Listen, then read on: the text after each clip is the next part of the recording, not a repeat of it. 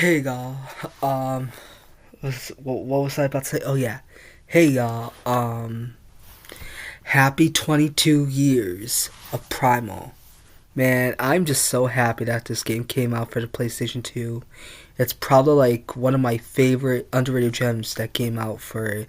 And even though I already beaten the game like a long time ago on the PlayStation 2, but it still is considered as one of my favorite games on the PlayStation 2. But right now we're gonna react to Primal PlayStation 2 HD, the making of the game, behind the scenes and everything, and how they made this beautiful masterpiece that came out in 2003 on March 25th of 2003 for the PlayStation 2, for the Sony's PlayStation 2. So, without further ado, let's get to it, shall we? Okay.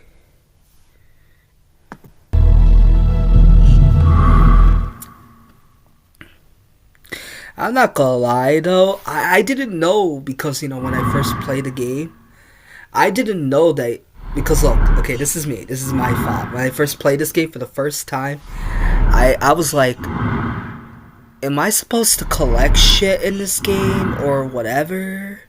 Like, whatever, like, what the hell am I supposed to collect in Primal? Like, am I supposed to collect things or whatever? And it turns out, it took me a while to figure out that you actually need to collect tarot cards. Like, I literally just found out at the last minute. Like, who would have thought? Oh, that's Embusa, Malakel. Oh, there's more cards. Oh, Jared, that's a nice tarot card of him. The Glack, that's the one of those crab fuckers from Aquis. Princess Elizabeth from Effa. Yeah, the vampire demon world of Effa. Jen. But yeah, back to what I was saying. I did not knew, because when I first played Primal for my very first time ever, I didn't actually knew that you need to collect tarot cards. And that is just, I mean, I'm not just spitballing here, but like I said, when I first played this, I didn't know that you had to collect tarot cards. But until the very last minute, when I was in Effa, when I was in the third demon world for the first time in Effa, I was like, holy shit, am I supposed to collect tarot cards? Oh my god, I can't go back, can I? I have to replay the game all over. Okay, y'all, here we go. Actors feature act. Alright.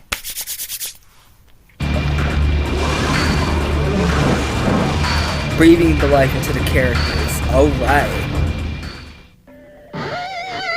When creating richly developed characters in a game like Primal, the voice is just as important as the animation. When it came to casting the actors for the voiceovers, we wanted to use actors that were really going to get into the parts and really have fun with the characters.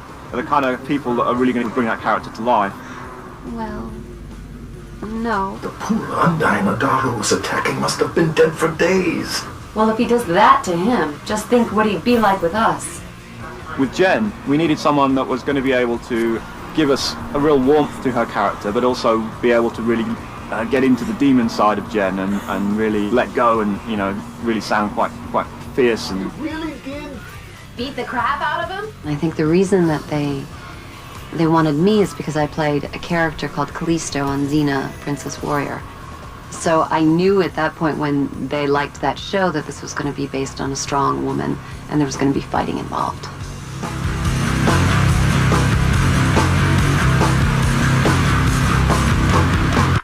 It is okay. I can't believe what I'm about to say. Is that, man? I still can't believe that Andreas Kasoulas died of cancer, like in 2000 and something. Yeah, it really is sad that Andreas Kasoulas, aka the voice actor behind Scree the Gargoyle, he passed away because of cancer. That's bullshit, really. But hey, at least we got Hudson Lake as Jen. Scree was really the toughest character because we wanted a voice which didn't sound like Scree looked, if you see what I mean. So it wasn't like a little guy's voice, or it wasn't a silly voice. It was a voice that had kind of nobility and kind of depth to it. And the only voice we could really think of was inspired by a character in Babylon 5 called Chakar. And this character was played by an actor called Andreas Katsoulas. But I doubt we've seen the last of King Adargo. So when they conceived of this whole thing in the character of Scree, in their minds, they really heard Jakar somehow in that role, or more precisely me, I guess. So Been dead for days. It's the undying... Although both of the actors had done TV and film, this was their first video game experience. It's different working on a video game than a film because you don't have to worry about the way you look. It's not my body, it's not my likeness. It's just my voice, and it's my interpretation of the character. Then I get to act with Andres, and that makes it brilliant. And so you are acting, you're not just speaking or reading lines. I wouldn't want to do it without my fellow actor also working with me. I don't think I'd be able to do it as well without this ongoing relationship with Hudson, who's right there, and we really get into it together. So it's like doing a little mini play that no one will ever see. Fight with great distinction. Uh-huh. There's nothing shown to us beforehand as to what the scene will be. They gave me a breakdown on all the characters, on all the different worlds, on all the different beings in the different worlds. So we're given that, and then it's just up to our imaginations to, to go with it. And then everything that they draw and animate around that, we see later. Now that they have a taste of what video games are all about, will this turn them into die-hard gamers? I've never really come into this century yet, but this might motivate me in terms of my son and my daughter as well. I think they'll both be interested in going through this together, and I wouldn't be surprised if they want me to play along with them. I bought a PlayStation 2, and I played for 24 hours within a week. My friends were like, you have to brush your teeth, you have to wash your hair, you have to take a shower, and I wouldn't. It's like a drug. I don't know how people play games and go to sleep and get up and exercise or go to work. It's not possible.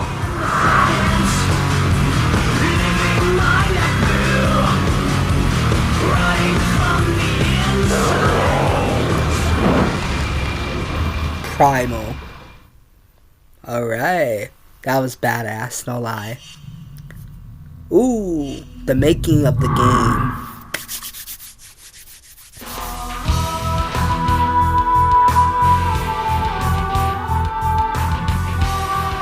Primal, the first title on PlayStation 2 from the developers behind the BAFTA award-winning Medieval series, takes you on a journey to a world lying just below the surface of ordinary life.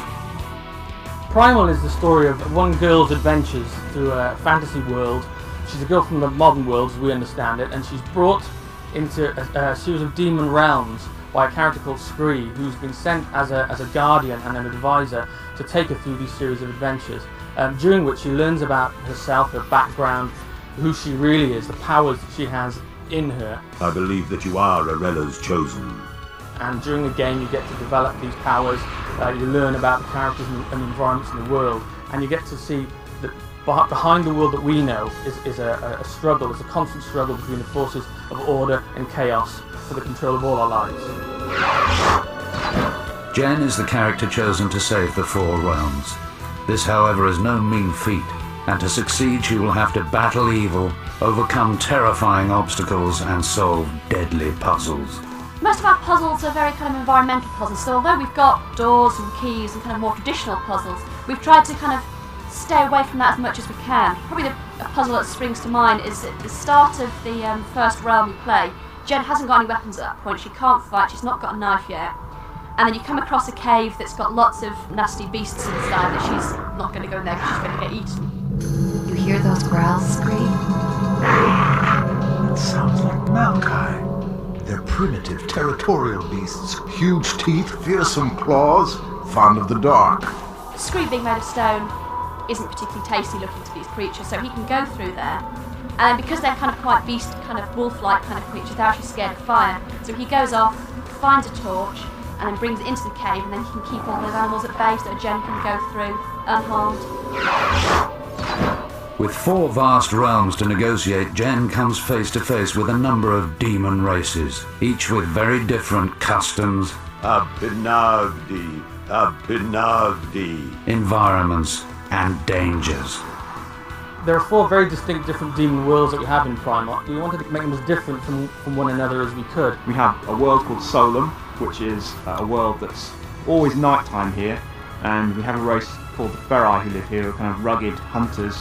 Our second realm is Aquis, which is almost entirely underwater, and the race that live there are called the Undine, and they populated the area with huge arcane filtration machines to keep the water clean. And part of the gameplay in that area is Jen has to get the filtration system working again so the characters can survive in there. The third realm in the game is called Ether, and we have a race of demons here called Wraith, and these are really nasty characters. They're almost like vampires in the way that they kind of lead their lives. The last realm that you venture through is the realm of Volca, which is a world set in a huge, dry, dusty volcano. And the race that live there are the Jinn. And when you first arrive there, the volcano is dormant, it's asleep, and the Jinn are inactive. But as you adventure and explore through these corridors and chambers, the light and the heat that you bring wakes them up, and suddenly you find you've got an entire race of people all suddenly coming to life that you have to deal with. The characters of Jen and Scree dominate the game. Jen quickly puts into practice her ability to morph between demon and human form, whilst Scree proves invaluable with his mental agility and special skills.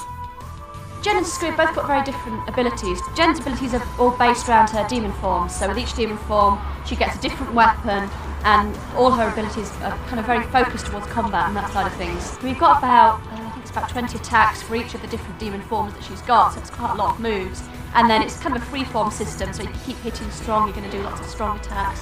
And the deeper down the combo list you get, the cooler, the more powerful, more impressive looking attacks you get. Scree, what's with the glowing stuff?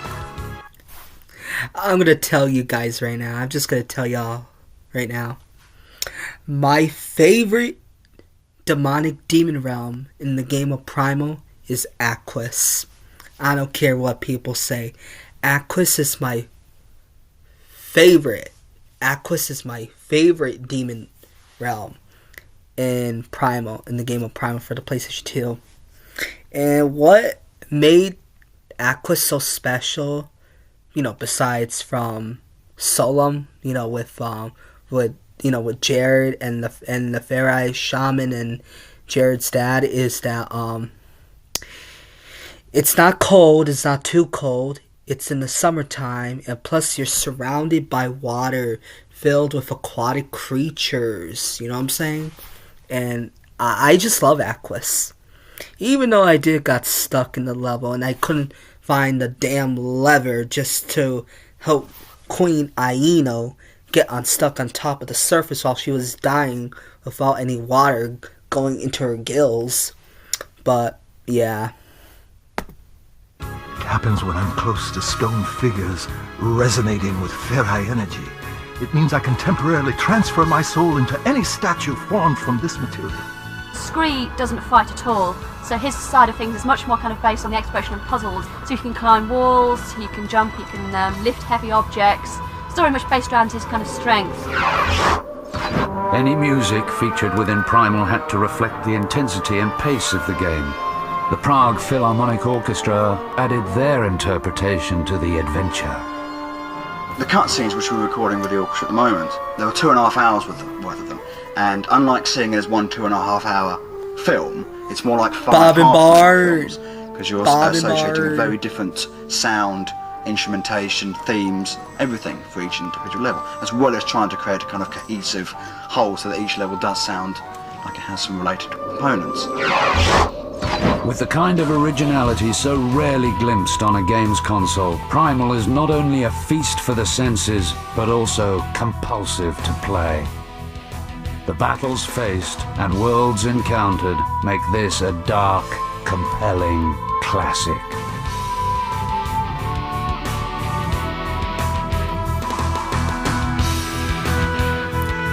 www.primalgame.com.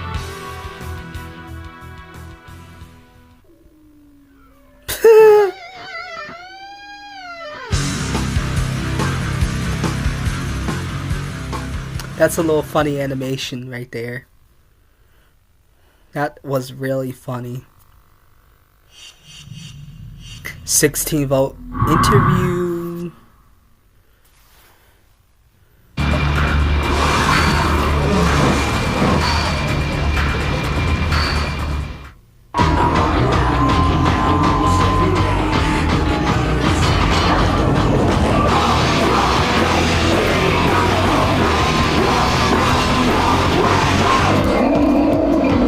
Primal carries you into a world that combines demon realms with the present day, so the music had to reflect that.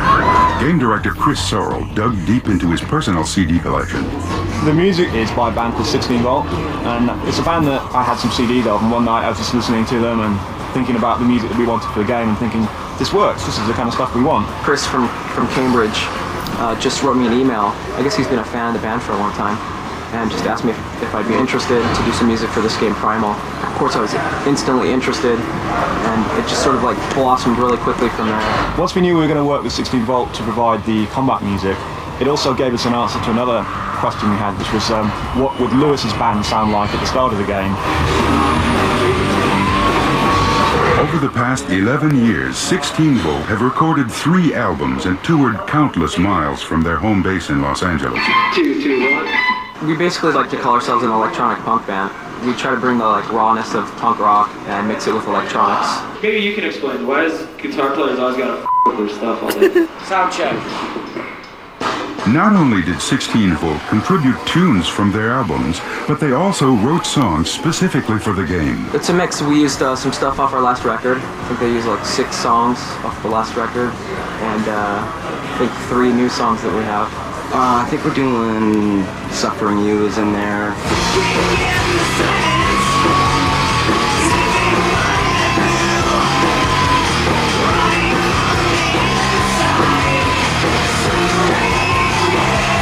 Happy Pill is going to be used.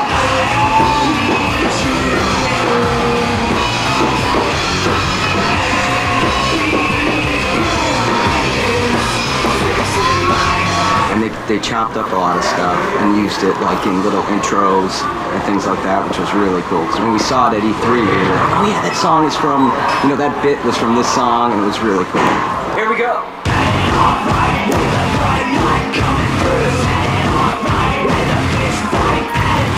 The 3 new songs I think they used will end up, coming out on a new record at some point. And we actually just re-released a double CD with some remixes on it by Filter, Orgy, Crazy Town.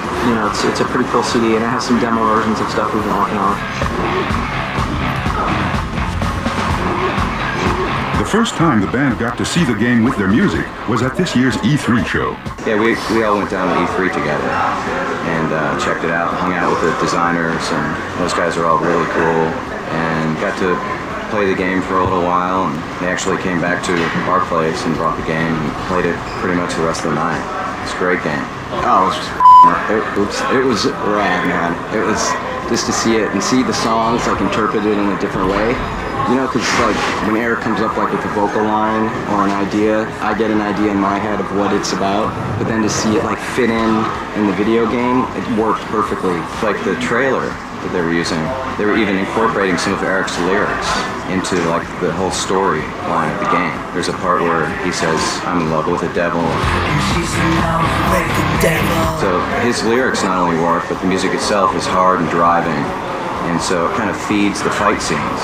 Whenever she gets into a fight, there's the 16 Volt music. 16 Volt was excited to contribute music to Primal, as they are avid gamers themselves. Yeah, I play all the time. I'm pretty into State of Emergency, Grand Theft Auto, things like that. Get it out on the video instead of on the street. Yeah, I play games all the time. We're all game freaks. It's cool. It's really different to be playing a game and hear your music. I know that other people are going to hear it. It's an honor to be a part of it.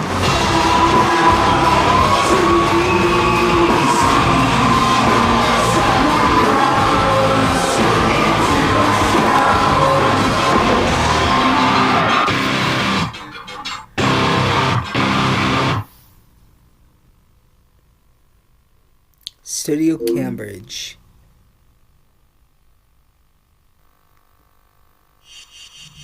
Oh, this is the trailer. Okay.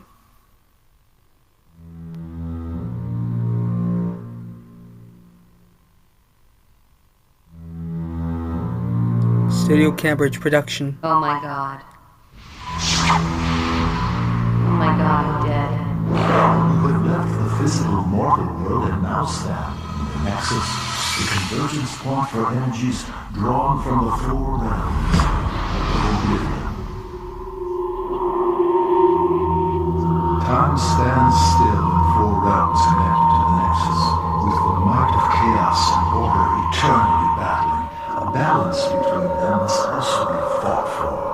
Aquis, my favorite demon realm. Part of the Nexus is where that happens. Each realm has its own natural balance, eternally generating the right levels of primal energy. Primal forces. Stay calm.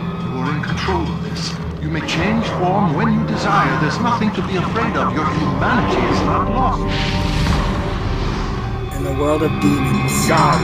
Giga Sika. I will have my revenge. Eternal conflict. Why defy the one that needs you? Restorative balance.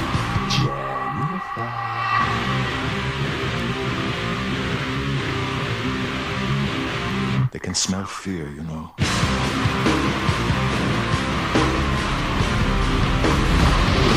No place for mortals. Half-breed, there he goes again.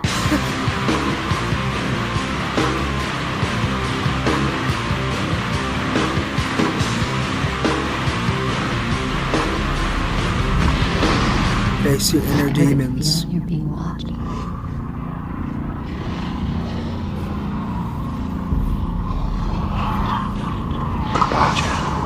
Primal. www.primalgame.com.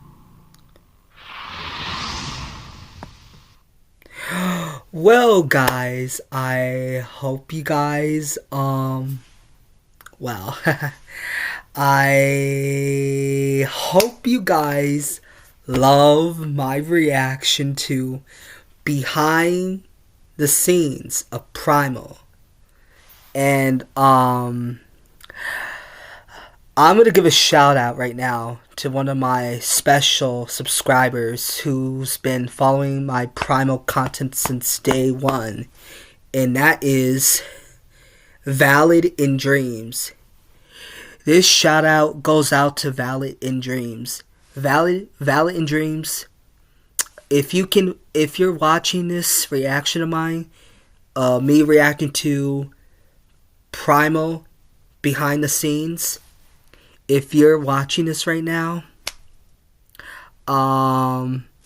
thank you so much for liking my Primal content on my YouTube channel, actually. Yeah.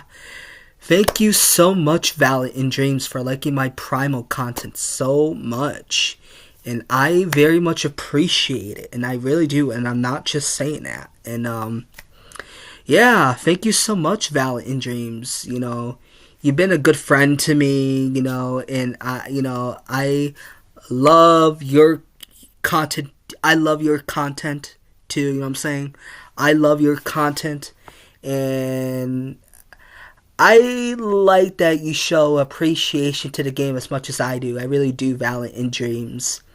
But as I said again, this shout out is for you, Valid in Dreams. Thank you so much for loving my Primal content on my YouTube channel. Thank you so much, Valid in Dreams. And I hope you like that shout out that I just did for you. And yeah, anyway, yeah, this behind the scenes was actually pretty cool. I mean, like, just seeing everything, like behind the characters, the voice actors, the demon realms, behind the music, 16 Volt being involved, along with Bob and Barr, the City of Prague Philharmonic Orchestra, you know, makings up behind the music, and man, this was awesome. No cap. And I actually only have one thing to say, and that is Viva la Primal, y'all. Viva la Primal.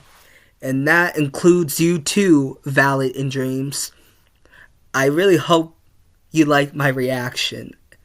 And I'm not just talking about you, Valid in Dreams. I'm talking about everyone who fell in love with my Primal content since day one. And, you know, for showing my love and appreciation for this underrated gem masterpiece that came out 22 years ago on the PlayStation 2 system, for the Sony's PlayStation 2 system, that came out on March 25th of 2003. And yeah, that's all I gotta say. I hope you guys like this reaction of mine. You guys know what to do. Give this a like. Comment down below what you guys thought about this reaction of mine, since it's Primal's 22nd anniversary today. Woo-hoo. And also, click on the notification bell to get notified of my videos each week. I'll see you guys in the next Primal video today.